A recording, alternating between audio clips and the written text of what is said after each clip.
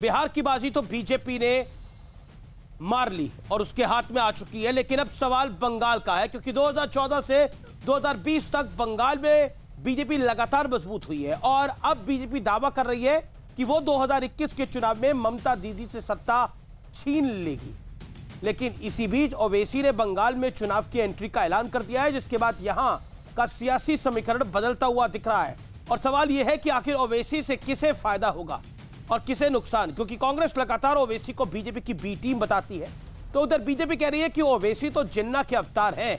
लेकिन यह भी सच है कि बिहार के सीमांचल में 5 सीटें जीतकर ओवैसी ने बिहार के चुनाव का गणित बदल दिया। इसी बीच ओवैसी ने ममता बनर्जी को गठबंधन का ऑफर दे दिया है और कहा है कि आइए हम साथ मिलकर बीजेपी को बंगाल में हराते हैं।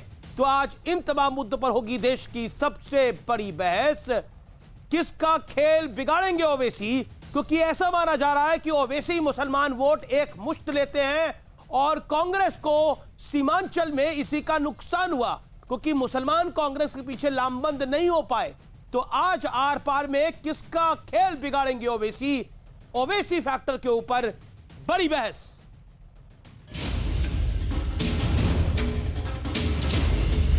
मौत का खेल लोकतंत्र में कभी नहीं चल सकता। लोगों के मन में ममता जी के प्रति बड़ा गुस्सा है और लोग यही आस लगाकर बैठे हैं कब चुनाव आए, कब परिवर्तन करे। ইলেকশনের আগে অনেক রাজনৈতিক দল আসবে, ব্যাংকে আবার টাকাও জমা দিয়ে দেবে ভোটের জন্য, তার জন্য টাকা দেবেন কিন্তু ভোট দেবেন না, দাঙ্গা লাগাবার কথা বলবে। आखिर ममता बनर्जी का इशारा किसकी तरफ है? क्योंकि एक तरफ बीजेपी है, दूसरी तरफ लेफ्ट के साथ कांग्रेस के जाने की चर्चा। और इन सब के बीच बिहार में 5 सीटों पर मिली जीत से उत्साहित ओवैसी ने अब बंगाल में तैयारी शुरू कर दी है। हालांकि ममता दीदी को चौंकाते हुए ओवैसी ने टीएमसी के साथ मिलकर बंगाल का चुनाव लड़ने का ऑफर भी दे दिया है। बिहार के चुनाव में आरोप लगा कि ओवैसी की पार्टी ने वहां के सीमांचल इलाके में बीजेपी की बी टीम के तौर पर मोर्चा संभाला था, जिसका नुकसान कांग्रेस और आरजेडी को उठाना पड़ा।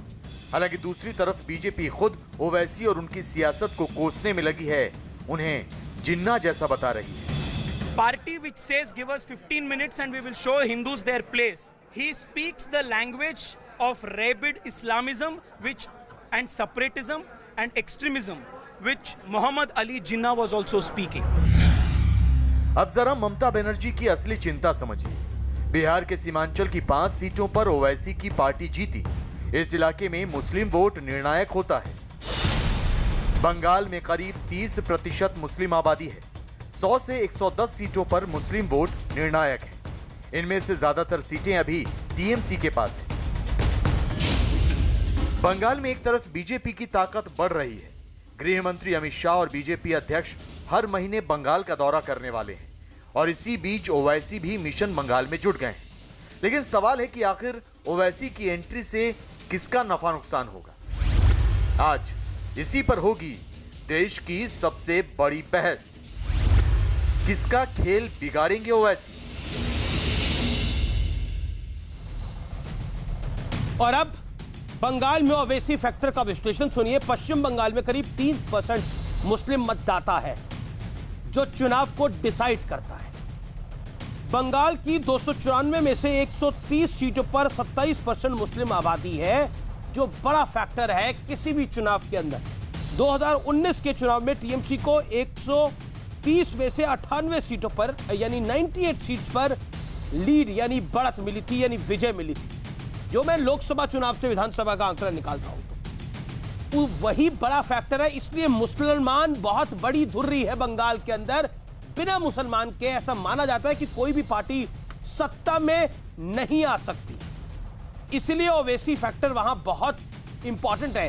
चाहे टीएमसी हो चाहे कांग्रेस हो, दोनों को मुस्लिम मतदाता की बड़ी दरकार है बंगाल के अंदर, क्योंकि बिहार के सीमांचल में भी एग्जैक्टली यही स्थिति थी, जहां पर कांग्रेस को पूरी उम्मीद थी कि मुसलमान उन्हीं के पीछे लामबंद हो जाएगा, उनके और आरजेडी के गठबंधन के पीछे लामबंद हो जाएगा। लेकिन वहां पर ओवैसी फैक्टर की वजह से उनको वोट नहीं पड़ा। लेकिन बदस्तूर ये दिल्ली हो या फिर मध्य प्रदेश हो या फिर राजस्थान हो या फिर कोई और इलाका हो या यूपी हो, वहां पर ये समीकरण नहीं रहते हैं। मैं बढ़ता हूं आगे। ओवैसी ने ममता बनर्जी को साथ आने का ऑफर दिया, कहा कि गठबंधन करते हैं और नरेंद्र मोदी और बीजेपी को हराते हैं।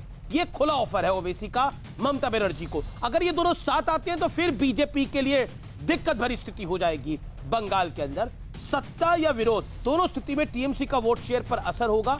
यानी कुल मिलाकर अगर साथ आए तब भी सीटें कम होगी, अगर विरोध किया तब भी सीटें नेचुरली कम होगी। साथ आए तो ममता बनर्जी की सीटें कम होगी, और अगर ये साथ आ जाते हैं तो बीजेपी का बंगाल में कोई चांस नहीं बनता है। यानी बीजेपी का चांस बेहद कम हो जाता है। अगर ओवैसी और ममता बनर्जी साथ आ जाते हैं तो फिर मुसलमान वोट एक मुश्त जाएगा, और जो बचा हुआ वोट होगा वो कांग्रेस और लेफ्ट अगर गठबंधन करते तो उनके पास चला जाएगा। मेरे साथ बात करने के लिए आज की इस चर्चा में कई दिग्गज जुड़ रहे हैं। डॉक्टर सुधांशु त्रिवेदी मेरे साथ, बीजेपी के मेंबर ऑफ पार्लियामेंट है, प्रवक्ता है, वरिष्ठ नेता है।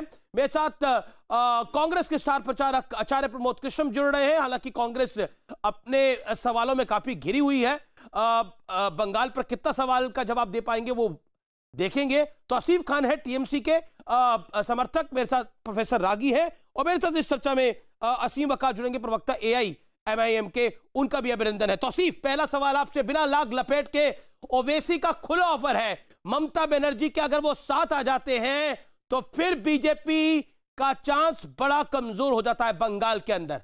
क्या कहना चाहते हैं? ये तो बड़ा ऑफर दिया ओवैसी ने। अब देखिए, ये तो पार्टी के जो सीनियर नेता है वो उनका डिसीजन है कि वो क्या अरेंजमेंट करते हैं, आने वाले 2021 इलेक्शन को किस स्ट्रेटजी के साथ लड़ना चाहते हैं। और जो लोग बीजेपी की पॉलिसीज़ के ख़िलाफ़ हैं, जो नेता बीजेपी के पॉलिसीज़ के ख़िलाफ़ हैं, तो उन्हें तो एक मंच में आना ही चाहिए। और इसके लिए अगर कोई पहल करता है तो उसके बाद में डिसीजन तो जो समझदार जो सीनियर लीडर हैं वो तो लेंगे ही। लेकिन ये मान लेना कि जो रिज़ल्ट बिहार में हुए हैं वही रिजल्ट बंगाल में होगा, ऐसा नहीं है। नहीं, बिल्कुल ऐसा कोई नहीं मान रहा, बिल्कुल ऐसा कोई नहीं मान रहा कि जो बिहार में हुआ है वो बंगाल